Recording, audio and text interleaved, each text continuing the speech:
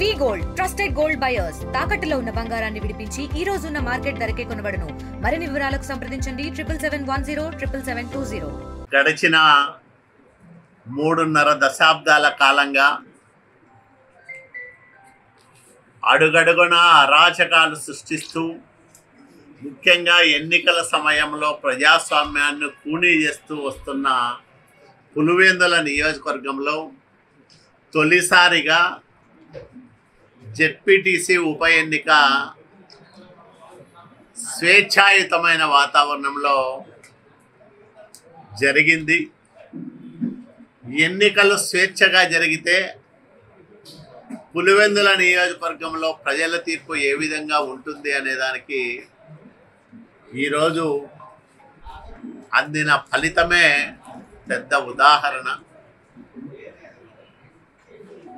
YS Jaganmohan Reddy ప్రాతినిధ్యం వహిస్తున్న పులివెందుల నియోజకవర్గంలో పులివెందుల జెడ్పీటీసీ స్థానంలో వైసీపీ అభ్యర్థి డిపాజిట్ కోల్పోయినాడంటేనే జగన్మోహన్ రెడ్డి అరాచక విధానాలపైన పులివెందుల ప్రజల్లో ఎంత వ్యతిరేకత ఉందో జగన్ రెడ్డి పైన స్పష్టంగా మనకు అర్థమవుతుంది. పులివెందుల్లో గెలిచింది తెలుగుదేశం అనే దానికన్నా ప్రజాస్వామ్యం గెలిచింది. పులివెందుల ప్రజలు గెలిచారు. పులివెందుల ప్రజాస్వామిక శక్తుల విజయం. ఈరోజు కడప జిల్లాలో తెలుగుదేశం పార్టీ ఎంత బలంగా ఉందో 2 ఉప ఎన్నికల్లోనూ మనకు స్పష్టంగా అర్థమవుతుంది. మనం చూసాం జగన్మోహన్ రెడ్డి ముఖ్యమంత్రిగా ఉన్న సమయంలో స్థానిక సంస్థలకు ఎన్నికలు నిర్వహిస్తే ఎంత అరాచకంగా ఆ పార్టీ నాయకులు వ్యవహరించారో మనం చూసాం.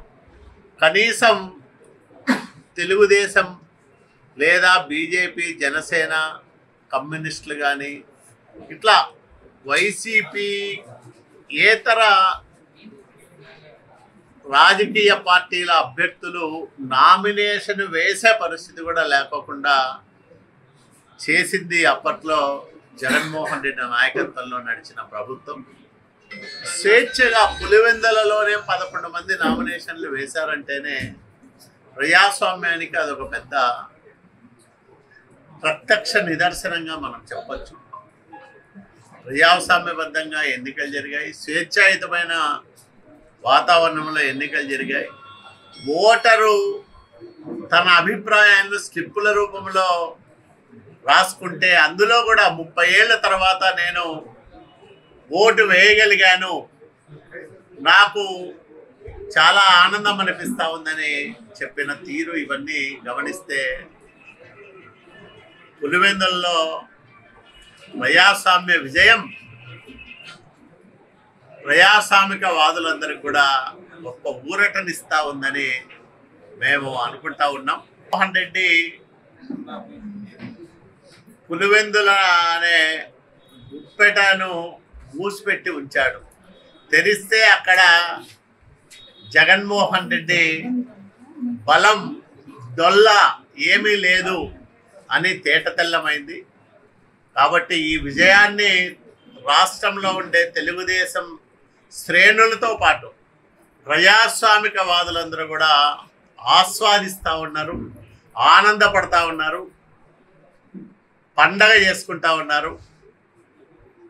ఒక నియంత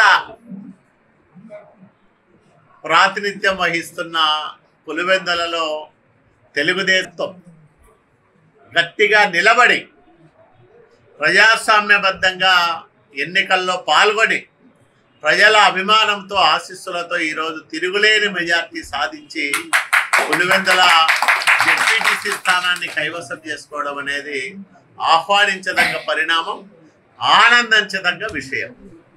తెలుగుదేశం పార్టీ ఏడాది పాలన అంటే ఎన్డీఏ కూటమి ఏడాది పాలనకు రెఫరెండం అంటారా, లేకపోతే ఇంకోటి అంటారా, మరొకటి అంటారా, పులివెందుల్లోనే ప్రజలు చంద్రబాబు నాయుడు గారి నాయకత్వాన్ని సమర్థిస్తూ ఉన్నారు.